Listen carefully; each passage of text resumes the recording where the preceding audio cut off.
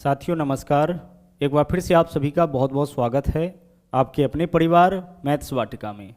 दोस्तों मैं हूं रुपेश यादव और मैथ फाउंडेशन बैच में हम लोग देख रहे थे time and distance. Time and distance का 2 क्लास आपका हो चुका है, तो आज हम लोग इसके तीसरे क्लास को देखेंगे। तो आइए शुरू करते हैं आज के क्लास को। पिछले क्लास में हम लोगों ने टाइप 1 को कंप्लीट किया था, तो आज हम लोग सबसे पहले टाइप 2 के थ्योरी को देखेंगे और फिर उसके बाद इस पूरे टाइप के क्वेश्चन को कंप्लीट करेंगे। टाइप 2 जो है वो आपका रिलेटेड टू क्रॉसिंग ट्रेन है। जैसे यहाँ पे क्वेश्चन पहले देखिएगा, फिर उसके बाद इसके थ्योरी को हम लोग देखेंगे। यहाँ पे क्वेश्चन है कि 450 मीटर और 130 मीटर लंबी 2 ट्रेन एक दूसरे के विपरीत दिशा में 20 किलोमीटर प्रति घंटा और 16 किलोमीटर प्रति घंटा के चाल से चलते हुए एक दूसरे को कितने सेकेंड में पार कर जाएगी। यानी हमें इस क्वेश्चन में बताना है कि दोनों रेलगाड़ी एक दूसरे को कितने समय में पार कर जाएगी। तो जब भी इस तरह का क्वेश्चन मिले कि 2 सिस्टम हो, यहाँ 2 रेलगाड़ी है, 2 रेलगाड़ी के जगह पे एक व्यक्ति और एक रेलगाड़ी भी हो सकता है, एक रेलगाड़ी और एक बस भी हो सकता है, यानी कोई 2 सिस्टम हो सकता है। तो कोई 2 सिस्टम हो और दोनों गतिशील हो, कहने का मतलब कि दोनों में अपना अपना स्पीड हो, दोनों का अपना अपना लंबाई दे रखा हो, और उस केस में हम लोगों से यह पूछा जाए कि दोनों रेलगाड़ी कितने समय में एक दूसरे को पार कर जाएगी, या फिर पहली रेलगाड़ी कितने समय में दूसरी को पार कर जाएगी। तो ऐसे क्वेश्चन को सोल्व करने के लिए हम लोग फॉर्मूला यूज करते हैं क्रॉसिंग टाइम का, कितने समय में पार कर जाएगी, यानी कि क्रॉसिंग टाइम। अब देखिए क्रॉसिंग टाइम बराबर क्या होता है। क्रॉसिंग टाइम बराबर होता है, हमें एक चीज़ तो पता है, टाइम यानी कि समय बराबर दूरी बट्टा चाल होता है, लेकिन यहाँ क्रॉसिंग टाइम है तो क्रॉसिंग टाइम बराबर होगा रिलेटिव डिस्टेंस। देखिए इसको हम लोग पढ़ेंगे रिलेटिव डिस्टेंस और बट्टा होता है रिलेटिव वेलोसिटी। रिलेटिव डिस्टेंस बट्टा रिलेटिव वेलोसिटी यानी कि सापेक्ष दूरी बट्टा सापेक्ष चाल, सापेक्ष दूरी बट्टा सापेक्ष चाल, यही होता है आपका क्रॉसिंग टाइम का फॉर्मूला। तो जब भी 2 सिस्टम एक दूसरे को पार करे और आपसे यह पूछा जाए कि कितने समय में पार करेगी, तो पार करने में लगा समय बराबर होता है रिलेटिव डिस्टेंस बट्टा रिलेटिव वेलोसिटी। रिलेटिव डिस्टेंस का हिंदी हमने आपसे क्या बताया, सापेक्ष दूरी, और रिलेटिव वेलोसिटी का मतलब क्या होता है, सापेक्ष चाल। कहने का मतलब यह है कि अगर 2 दूरी दे रखा हो, 2 डिस्टेंस मिले, जैसे 2 सिस्टम होगा तो दोनों का अपना अपना लंबाई होगा, तो दोनों के लंबाई के बदले में जो एक लंबाई लिखेंगे, जो अलग अलग दूरी के बदले में एक दूरी लिखेंगे, वही आपका कहलाएगा रिलेटिव डिस्टेंस। और जो 2 अलग अलग चाल दिया जाएगा, 2 सिस्टम होगा, दोनों का चाल होगा, तो दोनों के चाल के बदले में जो एक चाल हम लिखेंगे वही कहलाएगा आपका रिलेटिव वेलोसिटी। दोनों के लंबाई के बदले में जो एक लंबाई हम लिखेंगे वह रिलेटिव डिस्टेंस होगा, और दोनों के चाल के बदले में एक चाल हम लोग लिखेंगे वो आपका क्या होगा, रिलेटिव वेलोसिटी होगा। ध्यान रखिएगा कि ट्रेन वाले क्वेश्चन में दूरी का मतलब लंबाई ही होता है, जो रेलगाड़ी का लंबाई होगा वही दूरी होगा। ठीक है, चलिए अब इसको और डिटेल में हम लोग समझते हैं। रिलेटिव डिस्टेंस का मतलब क्या होगा। रिलेटिव डिस्टेंस का मतलब यह होगा कि जो 2 सिस्टम दिया जाएगा उसके लंबाई का योग। मान लेते हैं कि पहली रेलगाड़ी का लंबाई अगर d1 है और दूसरी रेलगाड़ी का लंबाई d2 है, तो दोनों के लंबाई के योग को ही हम लोग बोलेंगे रिलेटिव डिस्टेंस। रिलेटिव डिस्टेंस क्या हो जाएगा आपका, पहला जो इसमें टर्म आया था रिलेटिव डिस्टेंस, उसको हमने क्लियर किया। रिलेटिव डिस्टेंस होगा जो 2 सिस्टम एक दूसरे को पार करेगा उसके लंबाई का योग। जैसे मान लीजिए पहली रेलगाड़ी का लंबाई 100 मीटर, दूसरी रेलगाड़ी का लंबाई 200 मीटर, इस दोनों को एक दूसरे को पार करना है, तो इसे कुल मिला के 100 + 200 यानी 300 मीटर की दूरी तय करना होगा। जैसे यहाँ पे देख लीजिए, एक रेलगाड़ी का लंबाई 450 है, दूसरी रेलगाड़ी का लंबाई 130 है, तो रिलेटिव डिस्टेंस क्या होगा, 450 + 130 यानी कि 580। तो जो 2 सिस्टम दिया जाएगा उन दोनों के लंबाई का योग ही क्या कहलाता है, वह आपका कहलाता है रिलेटिव डिस्टेंस। और दूसरा क्या है आपका, दूसरा है रिलेटिव वेलोसिटी। रिलेटिव वेलोसिटी देख लीजिए 2 तरीके से निकालते हैं। पहला तरीका है आपका रिलेटिव वेलोसिटी, है ना। रिलेटिव वेलोसिटी अगर मान लेते हैं कि पहले रेलगाड़ी का चाल v1 है ना, v फॉर वेलोसिटी होता है, और दूसरे रेलगाड़ी का चाल v2 है, तो या तो हम करेंगे v1 + v2, या फिर दूसरा तरीका है रिलेटिव वेलोसिटी निकालने का। रिलेटिव वेलोसिटी निकालने का दूसरा तरीका है v1 - v2, है ना। अगर दोनों रेलगाड़ी का चाल v1 और v2 से हम डिनोट करेंगे तो V1 माइनस V2 भी रिलेटिव वेलोसिटी हो सकता है और V1 प्लस V2 भी रिलेटिव वेलोसिटी होता है। अब रिलेटिव डिस्टेंस में तो कोई कन्फ्यूजन नहीं है, D1 प्लस D2 जो दो सिस्टम देगा दोनों के लंबाई का योग रिलेटिव डिस्टेंस कहलाएगा। लेकिन रिलेटिव वेलोसिटी में कन्फ्यूजन हो गया, यह V1 प्लस V2 भी हो सकता है और V1 माइनस V2 भी हो सकता है। V1 प्लस V2 कहने का मतलब दोनों चाल को जोड़ेंगे, V1 का कहने का मतलब पहले रेलगाड़ी का चाल और V2 कहने का मतलब दूसरे रेलगाड़ी का चाल। तो रिलेटिव वेलोसिटी दोनों के चाल को जोड़ के भी निकाल सकते हैं, घटा के भी निकाल सकते हैं। अब सवाल यह उठता है कि कब जोड़ेंगे और कब घटाएंगे। तो अगर दोनों रेलगाड़ी एक दूसरे के विपरीत दिशा में चले तो चाल को हम जोड़ेंगे, यानी इन अपोजिट डायरेक्शन, विपरीत दिशा से अगर दोनों चले, विपरीत दिशा से अगर दोनों चले, है ना, इन अपोजिट डायरेक्शन विपरीत दिशा में अगर होगा तो इन दोनों के चाल को हम लोग जोड़ेंगे। और घटाएंगे कब? इन सेम डायरेक्शन, जब दोनों एक ही दिशा में चलेगा उस केस में हम लोग क्या करेंगे, इसके चाल को घटाएंगे। ठीक है, तो रिलेटिव वेलोसिटी जोड़कर भी निकलता है और घटाकर भी निकलता है। जोड़ेंगे कब? जब दोनों रेलगाड़ी एक दूसरे के विपरीत दिशा में चले, और घटाएंगे कब? जब दोनों रेलगाड़ी एक ही दिशा में चले। दोनों के चाल का योग, दोनों के चाल का अंतर, है ना। रिलेटिव वेलोसिटी चाल को जोड़ के भी निकलता है, घटा के भी निकलता है। जोड़ेंगे कब? विपरीत दिशा में रहने पर, जब दोनों एक दूसरे के विपरीत दिशा में रहे।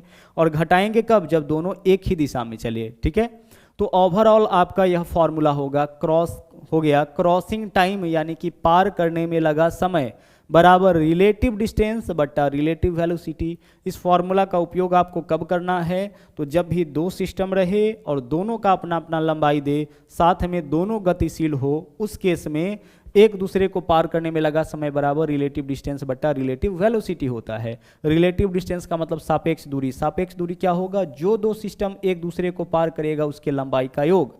और रिलेटिव वेलोसिटी क्या होगा? जो दो सिस्टम एक दूसरे को पार करेगा उसके चाल का योग अथवा चाल का अंतर। चाल का योग कब लेंगे? जब दोनों एक दूसरे के विपरीत दिशा में होगा। विपरीत दिशा में रहने पर क्या होगा? ज़्यादा तेजी से मिलेगा क्योंकि चाल बढ़ जाता है।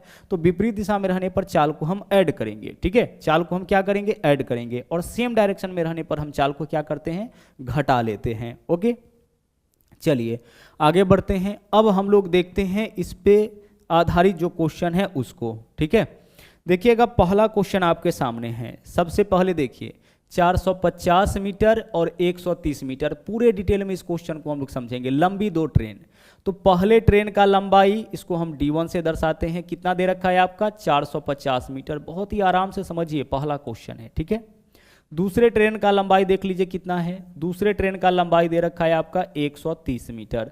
तो दोनों सिस्टम का लंबाई आपका दे दिया। दोनों रेलगाड़ी के लंबाई को हम लोग डिनोट करेंगे किससे? D1 और D2 से। D for distance. ठीक है, आगे चलिए। अब बोला है कि एक दूसरे के विपरीत दिशा में, यह बहुत जरूरी है। रिलेटिव वेलोसिटी के लिए यह बहुत जरूरी है कि दोनों एक ही दिशा में चल रहा है, कि दोनों एक दूसरे के विपरीत दिशा में। यहाँ पे क्या बोला है? दोनों एक दूसरे के विपरीत दिशा में। और उसका चाल 20 किलोमीटर प्रति घंटा।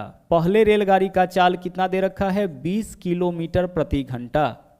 और दूसरे रेलगाड़ी का चाल कितना है आपका? दूसरे रेलगाड़ी का चाल है 16 किलोमीटर प्रति घंटा। देख लीजिए, यही तो डाटा है ना। पहले रेलगाड़ी का चाल कितना है? 20 किलोमीटर प्रति घंटा। दूसरे रेलगाड़ी का चाल कितना है आपका? 16 किलोमीटर प्रति घंटा। दोनों किस डायरेक्शन में है? विपरीत डायरेक्शन में है। हमसे क्या पूछा है? कितने सेकेंड में एक दूसरे को पार कर जाएगी। तो हम फॉर्मूला क्या लगाएंगे यहाँ पे? फॉर्मूला लगाएंगे क्रॉसिंग टाइम का, यानी कि पार करने में लगा समय, क्रॉसिंग टाइम। अच्छा, क्रॉसिंग टाइम बराबर क्या होता है? देख लीजिए यहाँ पे, क्रॉसिंग टाइम बराबर रिलेटिव डिस्टेंस बटा रिलेटिव वेलोसिटी। रिलेटिव डिस्टेंस क्या होता है? D1 plus D2। जो दो सिस्टम एक दूसरे को पार करेगा उसके लंबाई का योग। तो देखिए, D1 का वैल्यू 450, D2 का वैल्यू 130। 450 प्लस 130 कितना हो जाएगा? 580 मीटर। 580 मीटर किसका वैल्यू आ गया है आपका? Relative distance. रिलेटिव डिस्टेंस आपका 580 मीटर। जो दो सिस्टम एक दूसरे को पार करेगा उसके लंबाई का योग कहलाएगा रिलेटिव डिस्टेंस। तो यही दो सिस्टम एक दूसरे को पार कर रहा है, यही दो रेलगाड़ी एक दूसरे को पार कर रहा है, तो इसके लंबाई का योग हो गया रिलेटिव डिस्टेंस। बट्टा में क्या लिखेंगे? Relative velocity. तो रिलेटिव वेलोसिटी जोड़ के कि घटा के? तो देखिए विपरीत दिशा में है तो चाल को जोड़ लेंगे, 20 और 16 कितना 36। अच्छा यह जो 36 होगा किस फॉर्म में, किलोमीटर, तो यह जो 36 है वह किलोमीटर प्रति घंटा के फॉर्म में होगा, है ना, क्योंकि स्पीड यहाँ पे किलोमीटर प्रति घंटा के फॉर्म में दे रखा है। तो आप क्या करिएगा, इसमें गुना करिएगा 5/18 से, इससे यह मीटर पर सेकेंड में कन्वर्ट हो जाएगा। मीटर पर सेकंड में कन्वर्ट क्यों किए, क्योंकि ऊपर में जो डिस्टेंस है वो मीटर में है, तो नीचे जो स्पीड होना चाहिए उसको भी मीटर पर सेकंड में होना चाहिए। और इस तरफ देख लीजिए relative velocity v1 plus v2 कब करते हैं, अपोजिट डायरेक्शन में। यहाँ देख लीजिए डायरेक्शन क्या है, विपरीत है, अपोजिट डायरेक्शन। तो v1 प्लस v2 दोनों के चाल का योग 36 किलोमीटर पर आवर है, इसमें 5/18 से गुणा किए, इससे हम मीटर पर सेकेंड में कन्वर्ट हो जाएगा। गौर से देख लीजिए, हमें बस इतना ही कैलकुलेशन करना है और वह भी मन ही मन कर लेना है, बस कॉन्सेप्ट आपको यहाँ पे समझाया जा रहा है। अब सोल्व करिए इसको, मीटर से तो मीटर कैंसिल हो जाएगा, इसमें कोई दिक्कत नहीं। 18 दूना 36, 2 पंचे 10, 10 से 10 कैंसिल हो जाएगा। ऊपर में देख लीजिए कितना बचा है, 58 बचा है। आगे बट्टा के नीचे सेकेंड, तो अब यह सेकेंड कहाँ जाएगा, ऊपर, यानी कि 58 सेकेंड हमारा आंसर हो जाएगा। तो यह दोनों रेलगाड़ी एक दूसरे को पार कर जाएगा कितने समय में, 58 सेकेंड में। ठीक है, दोनों रेलगाड़ी एक दूसरे को पार कर जाएगा 58 सेकेंड में। बस इतना ही कैलकुलेशन आपको ऐसे क्वेश्चन के अंदर करना है, इससे ज़्यादा कोई कैलकुलेशन आपको नहीं करना है। पार करने में लगा समय यानी कि क्रॉसिंग टाइम बराबर रिलेटिव डिस्टेंस बट्टा रिलेटिव वेलोसिटी। रिलेटिव डिस्टेंस क्या होता है, जो दो सिस्टम एक दूसरे को पार करेगा उसके लंबाई का योग। रिलेटिव वेलोसिटी क्या होता है, जो दो सिस्टम एक दूसरे को पार करेगा उसके चाल का योग अथवा अंतर। योग कब होगा, जब विपरीत दिशा होगा। अंतर कब होगा, जब सेम डायरेक्शन होगा, जब दोनों एक ही दिशा में जाएगा तो रिलेटिव वेलोसिटी आपका v1 माइनस v2 हो जाएगा। अगले क्वेश्चन में आ जाइए। देखिए इसको करने से पहले हम लोग करेंगे इस वाले क्वेश्चन को, गौर से देखिएगा। यहाँ पे क्वेश्चन नंबर 3 देख रहे हैं, इसके बाद हम लोग 2 नंबर क्वेश्चन पे चलेंगे। दो ट्रेन जिसकी लंबाई 380 मीटर और 160 मीटर है। तो देखिए D1 का वैल्यू 380 मीटर, D2 का वैल्यू 160 मीटर। आप बताइए कि हमें क्या बताना है, कितने समय में एक दूसरे को पार कर जाएगी, यानी कि क्रॉसिंग टाइम। तो क्रॉसिंग टाइम बराबर क्या होता है, रिलेटिव डिस्टेंस। रिलेटिव डिस्टेंस का मतलब कि जो दो सिस्टम एक दूसरे को पार करेगा उसके लंबाई का योग। तो 380 में 160 जोड़िएगा कितना हो जाएगा, 540। तो 540 मीटर आपका हो गया रिलेटिव डिस्टेंस। इसमें कोई दिक्कत नहीं होना चाहिए किसी को। रिलेटिव डिस्टेंस क्या होता है, जो दो सिस्टम एक दूसरे को पार करेगा उसके लंबाई का योग कहलाता है रिलेटिव डिस्टेंस। ठीक है, तो एक रेलगाड़ी का चाल है 380, दूसरा का चाल है 160। 380 प्लस 160 इज इक्वल टू 540। आगे बढ़िए, बट्टा में रिलेटिव वेलोसिटी।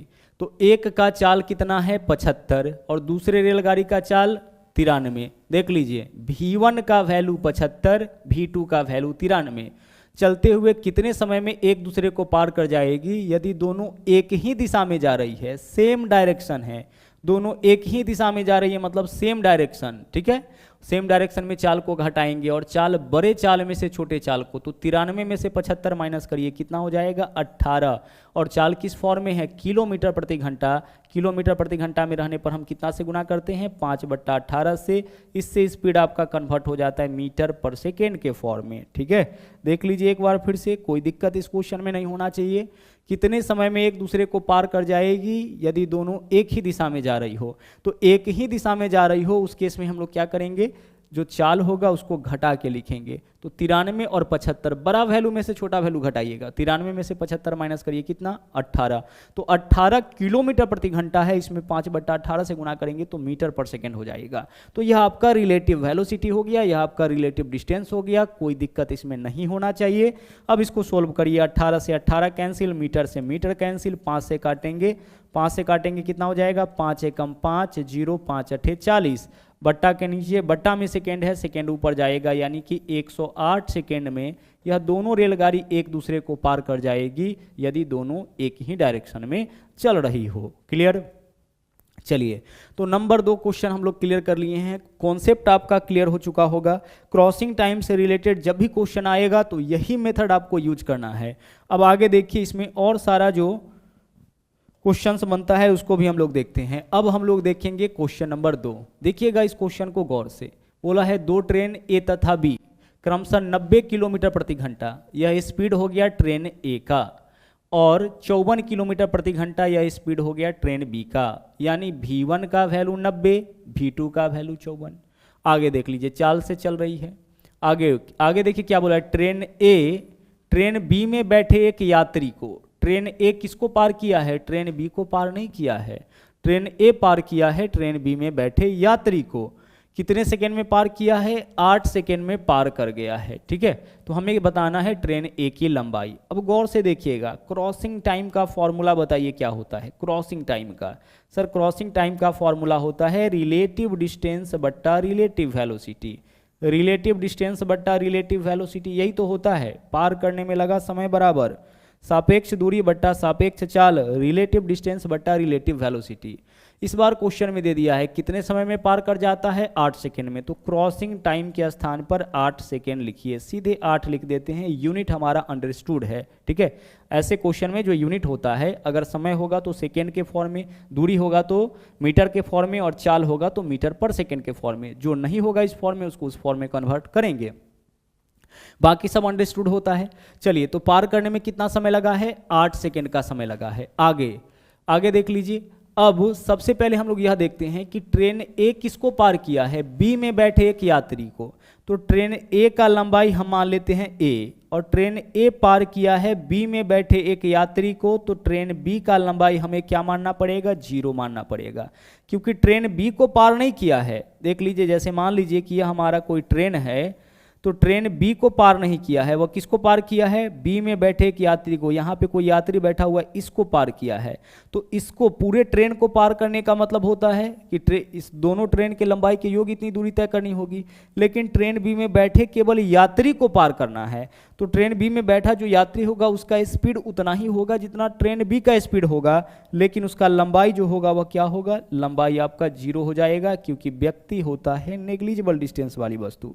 तो इस चीज़ को भी आप हमेशा ध्यान रखिएगा कि जब भी बोले कि ट्रेन बी में बैठे यात्री को या ट्रेन ए में बैठे यात्री को पार कर रहा है, तो इसका मतलब यह होगा कि उस D1 का मान तो आपका जो ट्रेन 1 ए का लंबाई होगा वही होगा, लेकिन जो यात्री होगा उसका लंबाई हमेशा आपको क्या लेना है, 0। यात्री चाहे ट्रेन में बैठे या प्लेटफॉर्म पे खड़ा हो, कहीं भी होगा, उसका आपका जो लंबाई होगा उसको क्या लेना है, 0।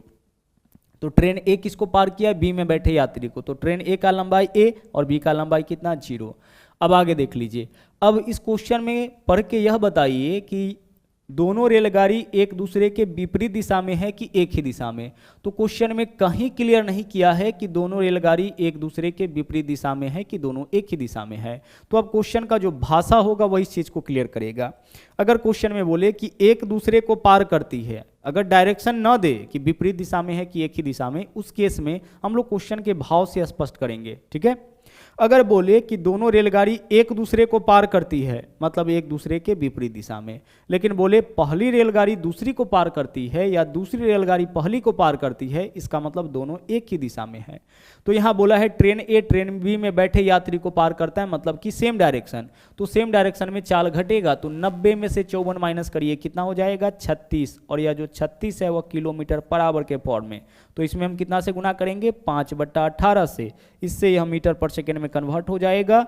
और जैसा कि हमने आपको बताया कि जो यूनिट है वो अंडरस्टूड है। सोल्व करिए, 18 दूना 36, 5 दूना 10, क्रॉस मल्टीप्लिकेशन 8 से 10 में गुना 80। 80 वैल्यू किसका हो जाएगा, a+0 यानी ए क्या माने थे, ट्रेन ए की लंबाई। तो ट्रेन ए की लंबाई आपका क्या हो जाएगा, 80 मीटर हो जाएगा। तो विकल्प सी जो है वो आपका सही आंसर हो जाएगा। देख लीजिए, कैलकुलेशन उतना ही किया गया है। यहाँ जो समझने वाला टर्म था वह क्या था, तो बोला यह था कि ट्रेन ए ट्रेन बी में बैठे यात्री को पार करता है। तो अब रिलेटिव डिस्टेंस क्या बनेगा, तो ट्रेन ए का लंबाई हम ए ले लिए, बी में बैठे यात्री को पार किया है, तो d2 का वैल्यू हम 0 लेंगे, बट्टा में रिलेटिव वेलोसिटी, दोनों के चाल को घटा करके लिखेंगे। देखिए ट्रेन बी में जो बैठा यात्री होगा उसका लंबाई 0 जरूर होगा, बट वह उतना ही गति से चल रहा होगा जितना ट्रेन बी का गति होगा। ट्रेन बी का गति है 54 किलोमीटर प्रति घंटा, तो जो भी व्यक्ति ट्रेन बी में बैठेगा उसका स्पीड अपने आप कितना हो जाएगा, 54 किलोमीटर प्रति घंटा हो जाएगा। तो यही हमारा इस क्वेश्चन का आपका आंसर हो गया। ओके, चलिए, तो कभी कभी ऐसे भी पूछ देता है ना, रेलगाड़ी का लंबाई भी आपसे पूछा जा सकता है, या फिर दोनों में से किसी एक का चाल भी आपसे पूछा जा सकता है।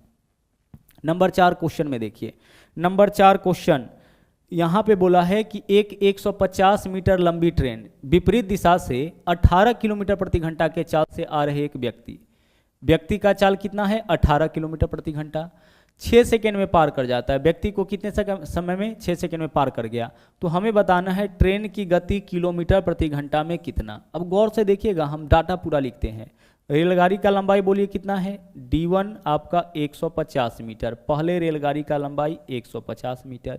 अच्छा, यह विपरीत दिशा से आ रहे 18 किलोमीटर प्रति घंटा के चाल से चल रहे व्यक्ति को पार करता है। पहला ट्रेन किसको पार किया, व्यक्ति को पार किया है, तो व्यक्ति का लंबाई कितना ले लेंगे हम, 0 मीटर ले लेंगे। ठीक है, तो d1 का वैल्यू क्लियर हो गया, d2 का वैल्यू क्लियर हो गया। v1 रेलगाड़ी का चाल देखिए यहाँ पे कितना है, रेलगाड़ी का चाल कितना है, रेलगाड़ी का चाल नहीं पता है तो हम मान लेते हैं x किलोमीटर प्रति घंटा, और व्यक्ति का चाल पता है, व्यक्ति का स्पीड क्या है, व्यक्ति का स्पीड है 18 किलोमीटर प्रति घंटा। यह आपका व्यक्ति का स्पीड हो गया। ठीक है, दो वस्तु हो, दो सिस्टम हो, दोनों गतिशील हो, और तब आपसे पूछा जाए कि कितने समय में एक दूसरे को पार करेगी, तो वहाँ पे हम लोग क्रॉसिंग टाइम का फॉर्मूला यूज करते हैं।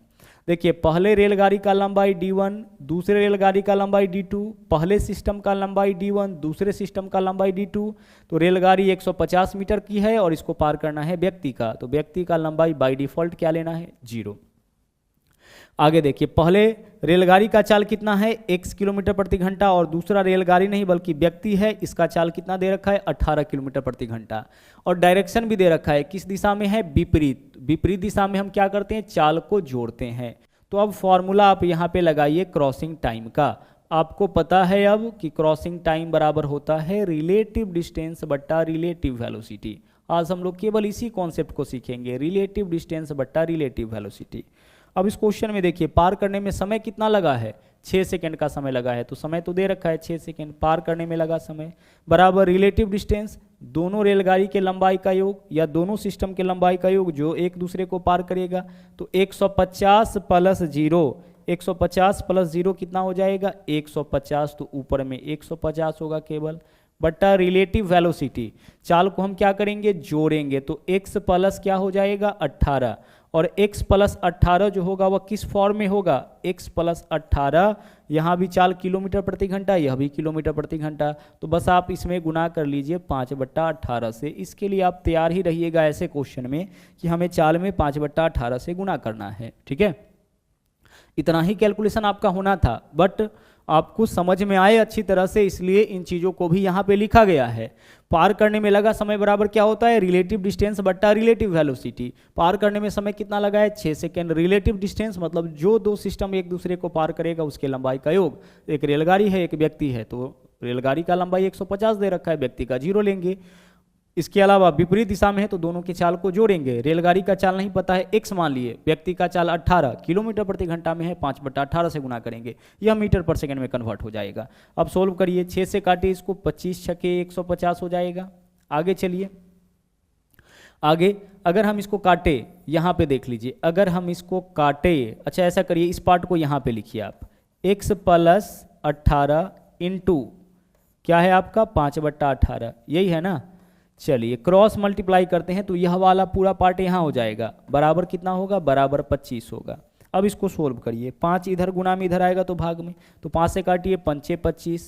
अब आगे यहाँ पे आपका x प्लस 18 हो गया, is equal to cross multiply तो 18 पंचे 90, x प्लस 18 का वैल्यू 90, तो x का वैल्यू क्या होगा, 18 इधर आके 90 में से घटेगा 72। x क्या माने थे, जो पूछा गया था, क्या पूछा गया था, रेलगाड़ी का चाल, तो रेलगाड़ी का चाल हो गया 72 किलोमीटर प्रति घंटा, यानी विकल्प ए जो है वह आपका सही आंसर होगा। हमने स्पीड किस फॉर्म में माना था, किलोमीटर प्रति घंटा के फॉर्म में, तो जो एक्स का वैल्यू आएगा वो आपका किलोमीटर प्रति घंटा के फॉर्म में ही होगा। आप क्वेश्चन में चाहे उसको मीटर पर सेकेंड में कन्वर्ट कर लीजिए, लेकिन एक्स का वैल्यू आप जिस फॉर्म में माने थे आंसर हमारा उसी फॉर्म में आएगा। तो रेलगाड़ी का चाल कितना हो जाएगा, 72 किलोमीटर प्रति घंटा।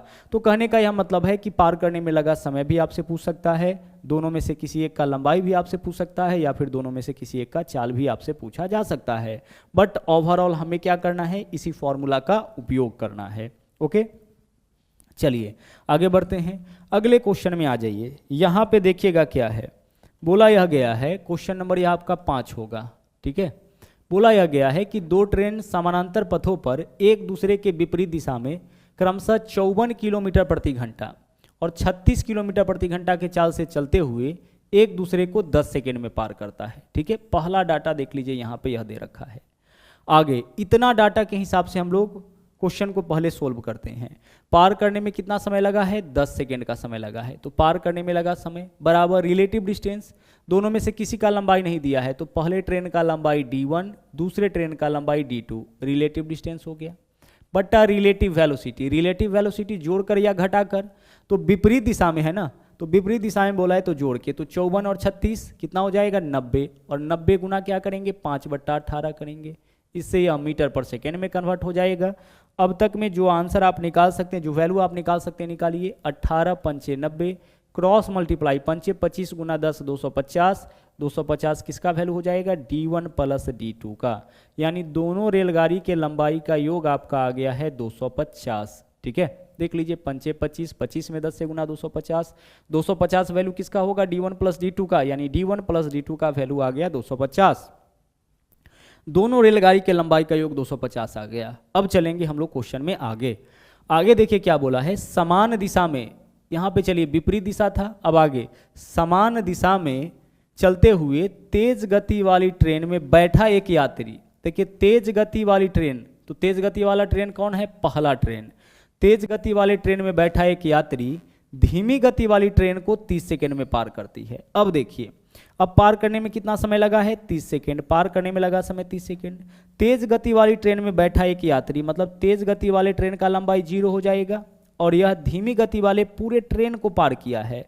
तेज गति वाली ट्रेन में बैठा एक यात्री, यानी कि पहला जो ट्रेन है वह तेज गति वाला है, देख लीजिए आप, स्पीड ज़्यादा है, तो इसमें बैठा यात्री, तो यात्री का लंबाई 0, और यह पार किया है दूसरे पूरे ट्रेन को, तो उसका लंबाई d2, यानी अब रिलेटिव डिस्टेंस होगा 0 प्लस d2।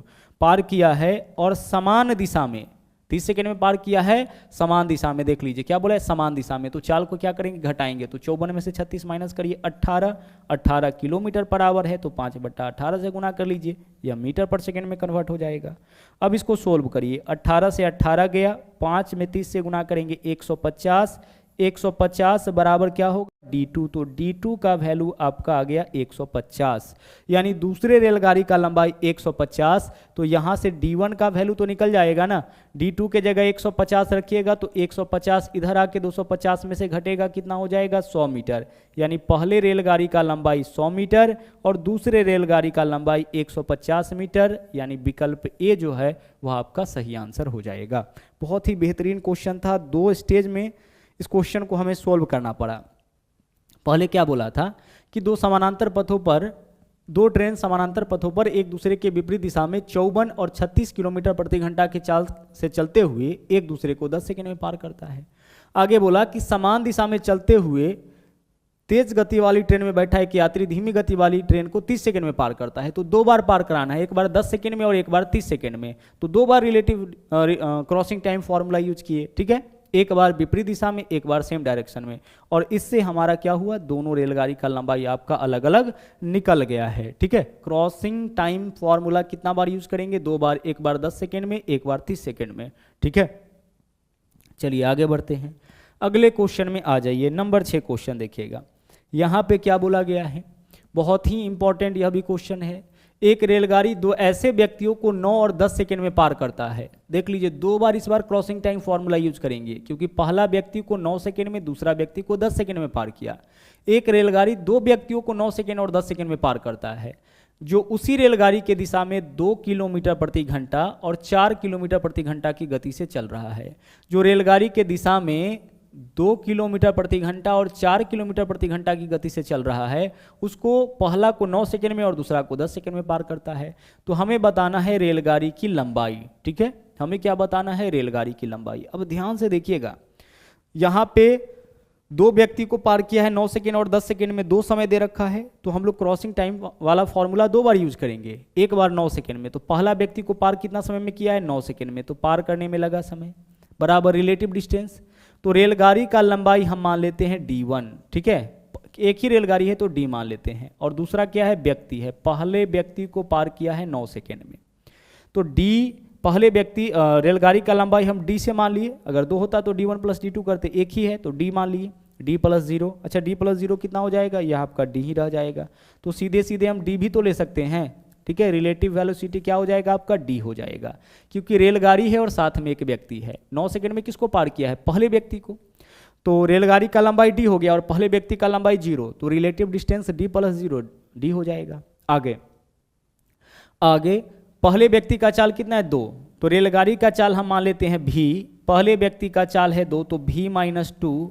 अब यह जो आया है वह किस फॉर्म में है? किलोमीटर प्रति घंटा में। तो 5/18 से गुणा कर लीजिए। पहले व्यक्ति को पार करने में लगा समय और सेम डायरेक्शन में है, इस वजह से चाल को घटाए हैं। पहले व्यक्ति का स्पीड क्या है? 2 किलोमीटर प्रति घंटा। ओके, पार कितने समय में किया है? 9 सेकेंड में। रेलगाड़ी का चाल कितना है? भी हम मान लिए हैं, नहीं दे रखा है।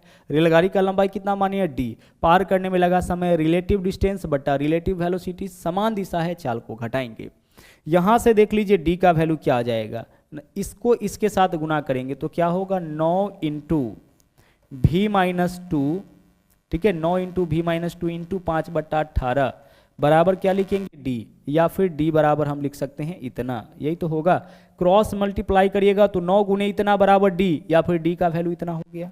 तो एक आपका यह वाला इक्वेशन हो गया। आगे दूसरे व्यक्ति को पार कराते हैं।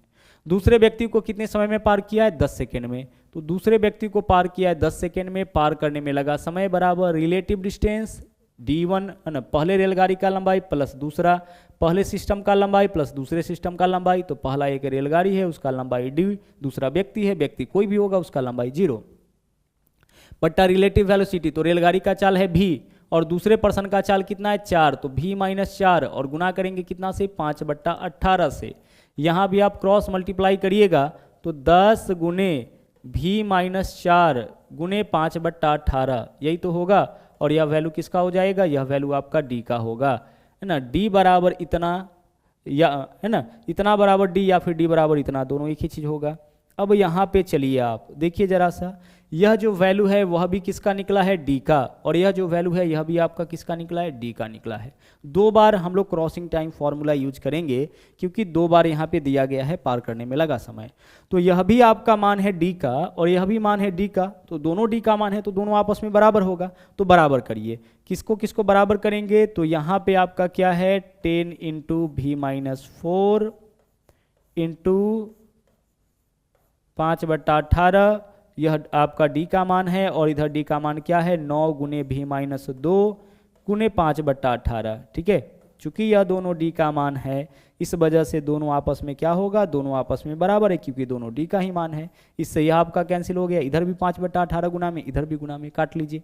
आगे 10 से दोनों में गुना करिएगा तो क्या होगा? 10 भी माइनस 10 चौके 40 बराबर, इस बार देख लीजिए 9 से दोनों में गुना करिएगा तो 9 भी माइनस 9 दूना 18, 9 भी इधर आके 10 भी में से घटेगा, क्या बचेगा? भी बचेगा।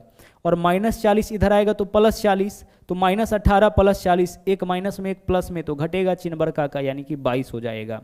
माइनस 22 इधर आएगा तो प्लस 22, तो 22 माइनस 18 सॉरी 40 माइनस 18 क्या होगा? 22। तो भी का वैल्यू आपका 22 आ गया, मतलब रेलगाड़ी का चाल 22। भी से वेलोसिटी माने थे चाल, रेलगाड़ी का चाल 22।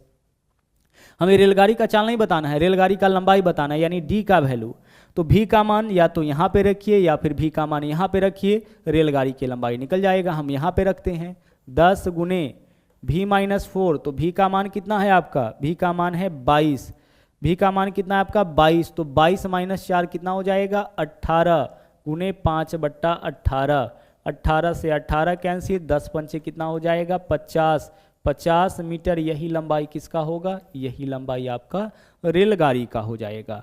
तो इतना आपका सॉल्यूशन इस क्वेश्चन का हो जाएगा। बहुत ही मज़ेदार यह क्वेश्चन था आपका, ठीक है।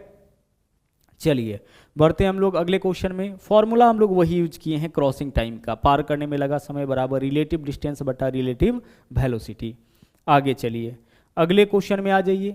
यहाँ पे देखिएगा क्या है, बोला है कि 110 मीटर लंबी एक रेलगाड़ी 60 किलोमीटर प्रति घंटा के चाल से चल रही है। यह उस व्यक्ति को कितने सेकेंड में पार कर जाएगी जो विपरीत दिशा से 6 किलोमीटर प्रति घंटा के चाल से दौड़ रहा है। अब गौर से देखिएगा, पार करने में क्या बताना है हमें, लगा समय, यानी कि क्रॉसिंग टाइम बताना है। तो क्रॉसिंग टाइम बराबर क्या होता है, रिलेटिव डिस्टेंस बटा रिलेटिव वेलोसिटी। तो रिलेटिव डिस्टेंस कितना हो जाएगा, 110 मीटर लंबी रेलगाड़ी है और इसे पार करना है व्यक्ति को, मतलब 110 मीटर की ही दूरी तय करना है। d1 प्लस d2, तो रेलगाड़ी का लंबाई 110 मीटर और उसके साथ व्यक्ति है तो व्यक्ति का लंबाई 0, 110 प्लस 0 कितना होगा, 110। आगे बट्टा रिलेटिव वेलोसिटी, तो रेलगाड़ी का चाल है 60 और इसका चाल है 6, तो 60 प्लस 6 कितना हो जाएगा, 66। जोड़ेंगे क्यों, क्योंकि विपरीत दिशा है, और साथ में गुना करेंगे 5/18 से, ताकि यह मीटर पर सेकेंड में आपका कन्वर्ट हो जाए। सोल्व कर लीजिए, बस आंसर आपका आ जाएगा। यहाँ से देख लीजिए, अगर हम इसको काटे 6 से तो 6 तिरिक 18, 6 से काटेंगे 11 हो जाएगा, 11 पंचे 55 दूना 110 हो जाएगा। मीटर से मीटर कैंसिल हो जाएगा, बट्टा वाला 3 ऊपर जाके 2 से गुना कितना हो जाएगा, 3 दूना 6, सेकेंड है तो सेकेंड 6 सेकेंड। देख लीजिए बट्टा के नीचे यहाँ पे 3 है तो 3 ऊपर जाके 2 में गुना होगा, 3 दूना 6। उसी तरह से नीचे में सेकेंड है, सेकेंड ऊपर जाएगा, यानी कि 6 सेकेंड में जो है वह आपका व्यक्ति को पार कर जाएगा। जब दो सिस्टम हो, दोनों गतिशील हो, तो वहाँ पे पार करने में लगा समय पूछा जाए, यानी कि क्रॉसिंग टाइम फॉर्मूला यूज करेंगे, रिलेटिव डिस्टेंस बटा रिलेटिव वेलोसिटी। जो दो सिस्टम एक दूसरे को पार करेगा उसके लंबाई का योग, तो एक ट्रेन है एक व्यक्ति है, व्यक्ति तो 0 होता है, 110 ही रह जाएगा। दोनों विपरीत दिशा में है, दोनों की चाल को ऐड किए है ना, रिलेटिव वेलोसिटी तो चाल को जोड़ के ही निकालेंगे और 5/18 से गुना किए ताकि यह मीटर पर सेकेंड में कन्वर्ट हो जाए।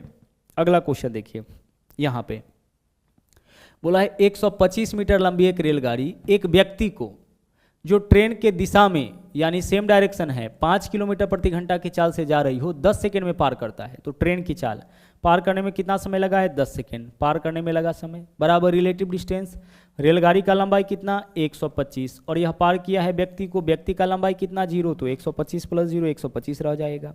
आगे देखिए, रेलगाड़ी का चाल कितना है नहीं पता है तो इसको हम x मान लिए, और व्यक्ति का चाल कितना है 5। चाल को क्या करेंगे, घटाएंगे क्यों, क्योंकि रेलगाड़ी के ही दिशा में है, कि दिशा में देख लीजिए ट्रेन की दिशा में, तो आपका डायरेक्शन सेम है तो चाल घटाएंगे, और चाल यहाँ किलोमीटर पर आवर में दे रखा है तो 5/18 से गुना कर देंगे, मीटर पर सेकेंड में कन्वर्ट हो जाएगा। बस इसको सोल्व करेंगे, x का वैल्यू आएगा, x क्या माने थे, रेलगाड़ी का चाल आपका निकल जाएगा।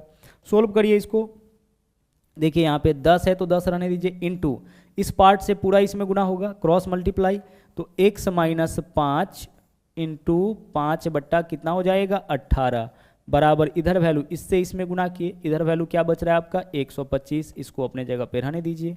काटिए इसको, 5 से काटेंगे 5 दूना 10, 5 से काटेंगे तो 25 पंचे 125, ठीक है। आगे चलिए, 5 से काटेंगे या क्या हो जाएगा, पंचे 25 हो जाएगा।